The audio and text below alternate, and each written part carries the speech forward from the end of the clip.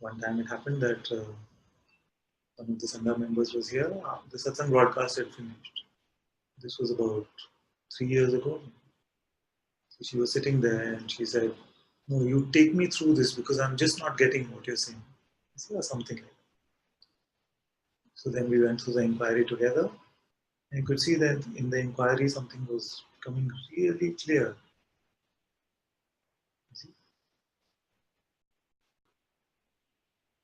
She became, after a while, more participative in this world. So I said, "What happened? What did you see?"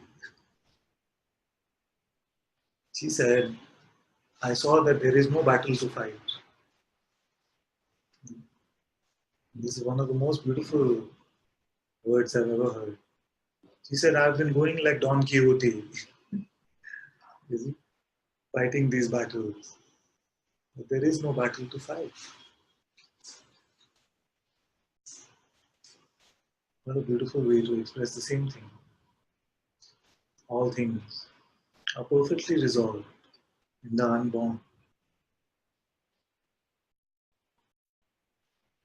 The fight, the resistance, the struggle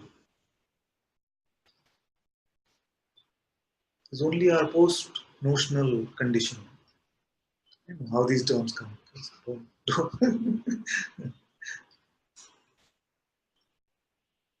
What is the pre-notional condition?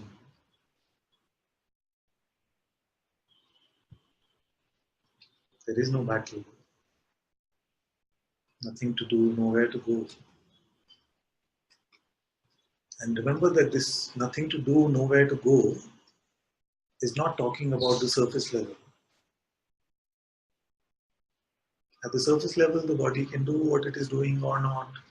It can go where it is going or not. But you are discovering the unchanging.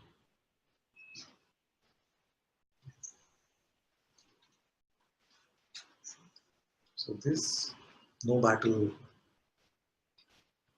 it's just naturally present here.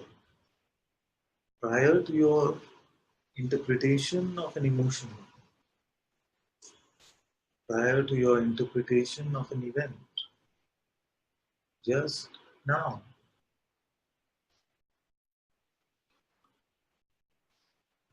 Just now.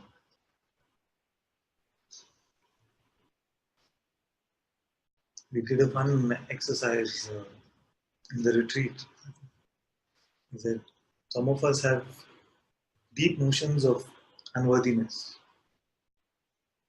or deep ideas that something has to happen before I can be free. So in a joke I said, yes, it is true. Actually, you have to have meditated for 1,000 years. Over all your lifetimes, you should have meditated for 1,000 years. And I have been keeping track of all of you. I have been keeping track of all of you. And it so happened that I have invited only those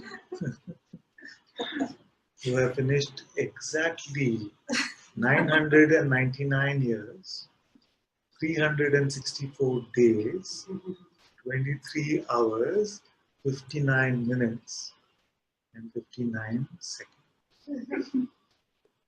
And you are free now.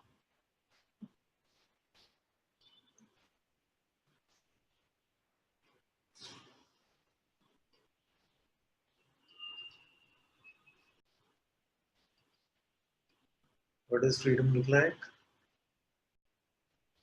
What you are now. What does enlightenment look like? What you are now.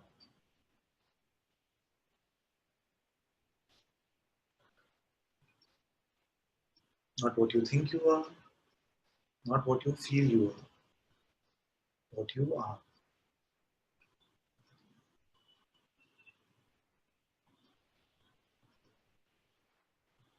Not what you conceptually know you are, not even what you perceive you are, but what you are.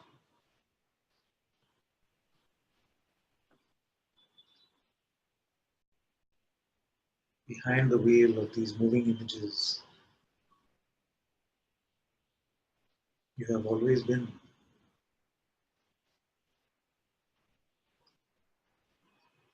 The very light of all there is.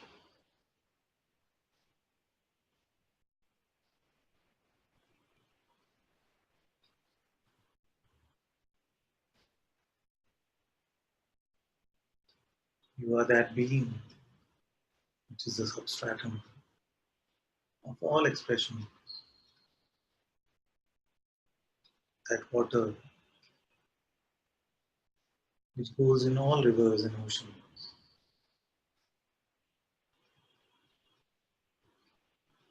It is the same water from the Ganga,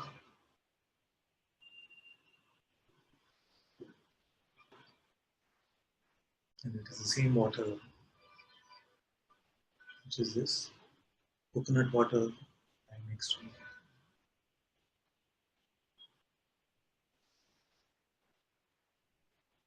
Just things at the surface which are different,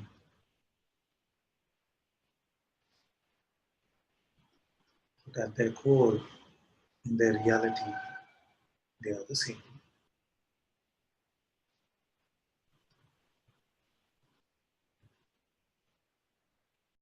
When you mix your being with ideas about yourself,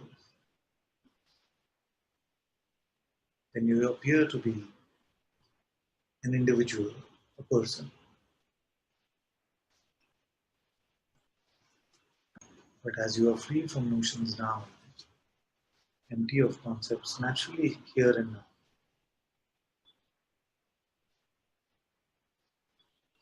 you are the greatest enlightened being.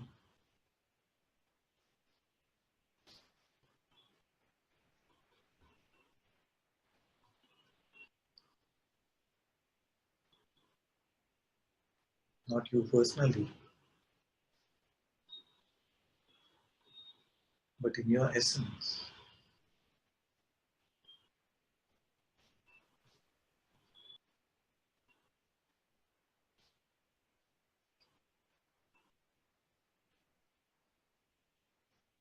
Your highest truth about yourself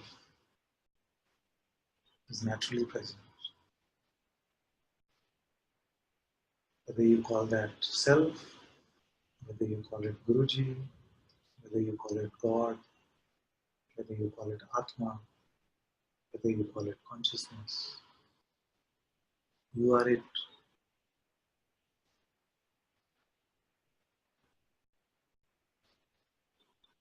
Or there cannot be such a thing as it.